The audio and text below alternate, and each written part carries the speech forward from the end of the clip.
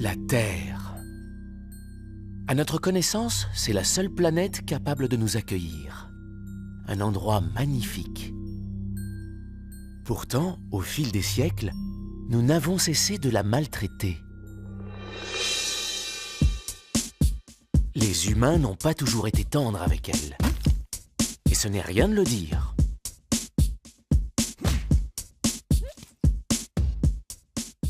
Serait-il allé si loin qu'aujourd'hui notre planète Terre soit chaos? Et dans ce cas, la question qui se pose est la suivante. Peut-elle être sauvée? Existe-t-il des personnes ici ou là qui tentent de la secourir? Et si ces personnes existent, qui sont-elles? Et où se trouvent-elles? Malgré leurs efforts, auront-elles le temps de sauver notre planète? Allons à leur rencontre et posons-leur la question.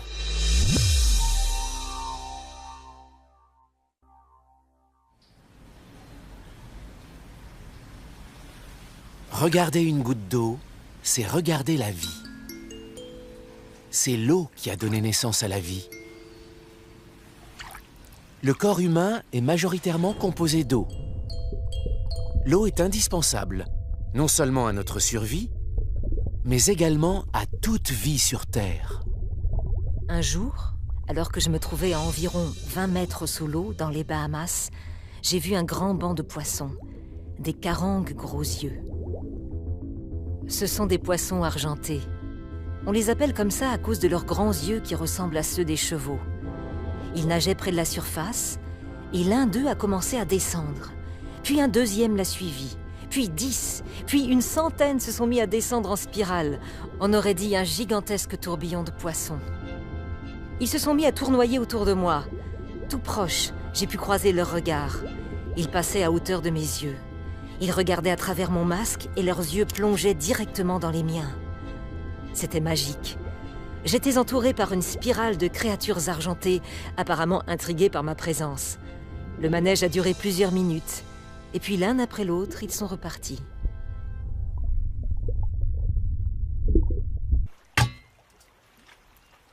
Exploratrice, scientifique, océanographe, biologiste marine. Le docteur Sylvia Earle est une femme aux multiples facettes. Elle a consacré sa vie à l'étude des océans et des créatures qui les peuplent. Vu le temps qu'elle a passé dans l'eau, c'est à se demander comment sa peau n'est pas encore recouverte d'écailles.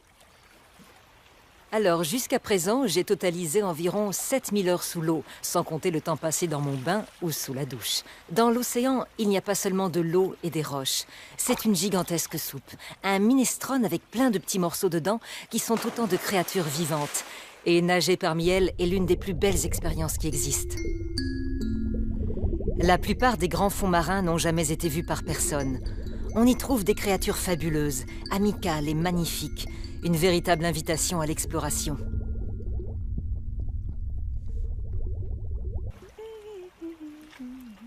D'où vous vient cette fascination pour l'océan? Enfant, j'ai été emportée par une vague. Je me souviens encore de la sensation de ne plus pouvoir respirer, d'être roulée dans tous les sens. Au lieu de me sortir de l'eau et de ne plus jamais me laisser approcher des vagues, ma mère n'est pas intervenue. Elle avait saisi l'expression sur mon visage quand j'ai repris pied. Au début, j'ai trouvé ça un peu effrayant, mais c'était surtout euphorisant. Quand elle a vu mon large sourire, ma mère m'a laissé faire. Depuis, je ne rate jamais une occasion de plonger dans l'océan. Dans quel état est l'océan à l'heure actuelle? 90% des grands poissons ont disparu des océans, totalement. La moitié des récifs de coraux a disparu, ou est en sérieux déclin. Dans le même temps, l'acidité des océans augmente, ce qui est très préoccupant parce qu'une modification chimique de l'eau entraîne des changements chez les formes de vie qu'on trouve sur la planète. Ces 30 dernières années, on observe un déclin des systèmes naturels un peu partout, des zones mortes qui grandissent dans les eaux côtières du monde entier. C'est très alarmant. On ne peut pas ignorer ce qui se passe. On ne peut pas continuer à utiliser les océans comme une décharge. On ne peut pas laisser la pollution des continents être déversée dans la mer et espérer garder un océan en bon état. Que risquons-nous de perdre? On perd des solutions face à des problèmes dont nous n'avons même pas encore conscience. Observer la mer peut permettre de trouver des solutions. Comment un thon arrive-t-il à récupérer 97% d'énergie lorsqu'il effectue un sprint sous l'eau? Il va encore plus vite qu'un sous-marin nucléaire. Pourquoi? On l'ignore. On peut encore le découvrir, à condition de ne pas manger le dernier thon.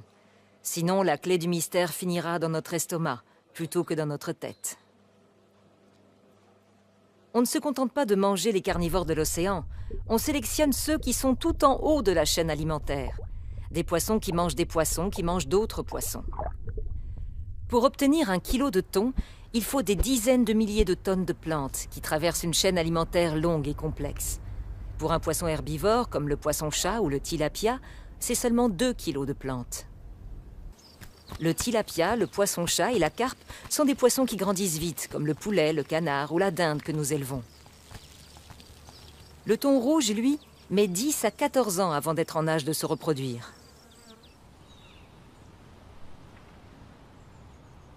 Le cabillaud met 6 ans et le saumon entre 3 et 6 ans pour atteindre la maturité sexuelle.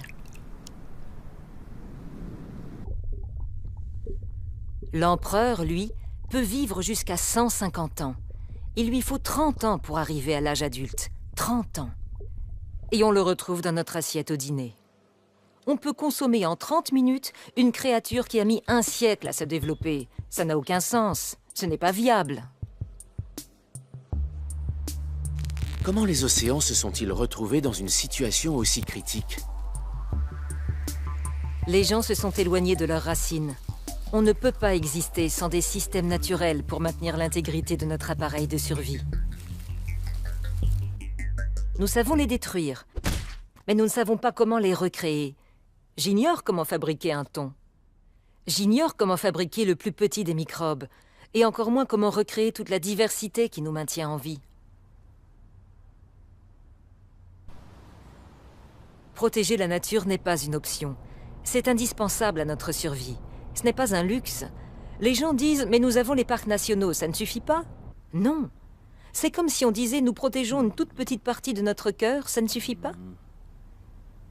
Nous devons voir la santé de notre planète comme quelque chose de vital pour notre économie, notre santé, notre sécurité, pour la vie elle-même.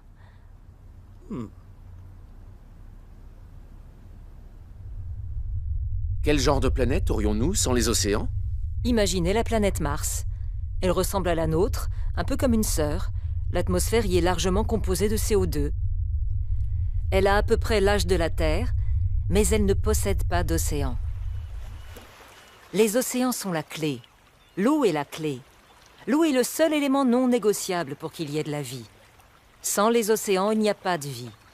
Sans bleu, pas de vert. Sans vert, pas de bleu, pas d'être humain. Nous dépendons d'un monde naturel qui lui-même dépend de la présence de l'eau et des océans. Sans les océans, la Terre serait un morceau de roche désolé, stérile et inhospitalier, au cœur de l'univers. Comment pourrait-on renverser la vapeur? En reprenant les bases, en apprenant l'alphabet et en apprenant à compter, comme les enfants. Mais il faut que quelqu'un souligne le fait que nous faisons partie intégrante de la nature, que nous ne sommes pas à part. À chaque inspiration que nous prenons, à chaque goutte d'eau que nous buvons, nous sommes connectés à l'océan. Notre existence dépend de la présence des formes de vie qui génèrent de l'oxygène. Environ 70% d'entre elles viennent de l'océan, il faut le savoir. Je pense que pour transmettre ça, il ne faut laisser aucun enfant au sec. Les enfants doivent se mouiller. Ils doivent pouvoir plonger dans la mer, dans un lac ou dans une rivière. Ils ont besoin de toucher la vie et de se sentir investis. Apprendre à veiller sur notre cadre de vie doit être au moins aussi important qu'apprendre à lire ou à compter. Tout commence par la connaissance. On ne peut pas résoudre un problème tant qu'on n'a pas conscience de son existence. Si on sait que l'océan traverse une crise, ça veut dire que nous aussi. Et donc il faut agir. Par où commencer? Là où nous porte l'inspiration du moment. Chacun peut apporter sa pierre à l'édifice, certains plus que d'autres, mais personne n'est totalement démuni. Personne. Qu'est-ce qui vous motive? Personnellement, je suis hantée par les questions qu'on pourrait nous poser dans le futur. Pourquoi n'avez-vous rien fait tant qu'il était encore temps? Pourquoi, alors que vous saviez?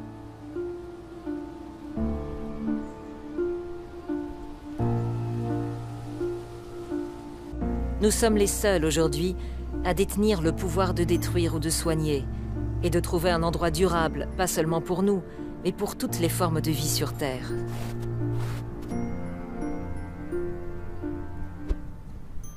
C'est ce sentiment d'urgence qui me motive.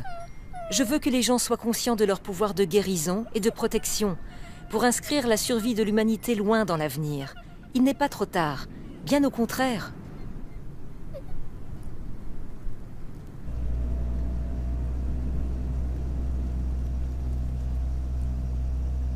Quel message aimeriez-vous faire passer? Qu'il est temps de penser très fort à l'avenir de notre espèce, et comment nous voulons continuer à avancer. Nous avons une chance. Nous avons l'occasion de tout recommencer, de repenser notre relation à la nature. Nous sommes en train de la laisser nous filer entre les doigts. Mais le vrai souci, c'est qu'elle aussi nous laisse filer entre ses doigts. Faisons la paix avec la nature. Cela contribuera grandement à faire la paix entre nous tous. Et vous, les jeunes d'aujourd'hui, vous êtes notre plus grand espoir pour l'avenir de nos océans sur la planète. Parce que non seulement vous avez accès à la connaissance, mais vous avez la capacité d'agir tant qu'il est encore temps. C'est une course. Serons-nous assez rapides pour créer un endroit sûr au cœur des systèmes qui nous maintiennent en vie? Nous devrions aspirer à vivre au moins aussi longtemps que les dinosaures. Ils ont survécu pendant environ 150 millions d'années. Les humains ne sont là que depuis 2 millions d'années. Alors il nous reste encore pas mal de temps. Ou pas. Tout dépendra de ce que nous ferons, ou pas. Tout dépendra de ce que vous, la jeunesse de cette planète, adopterez comme attitude. C'est une lourde tâche, mais le jeu en vaut la chandelle. Imaginez que votre vie dépende d'une machine. Une machine qui vous fournirait les éléments indispensables à la survie. Comment traiteriez-vous cette machine? Vous en prendriez soin et vous la protégeriez à tout prix? Ou bien vous la rempliriez de déchets et de produits chimiques dangereux? La nature, et donc l'océan, c'est la même chose. Sans eux, nous ne pouvons pas exister, et pourtant nous les traitons comme s'ils n'avaient pas d'importance. Sylvia a peut-être raison, nous nous sommes trop détachés.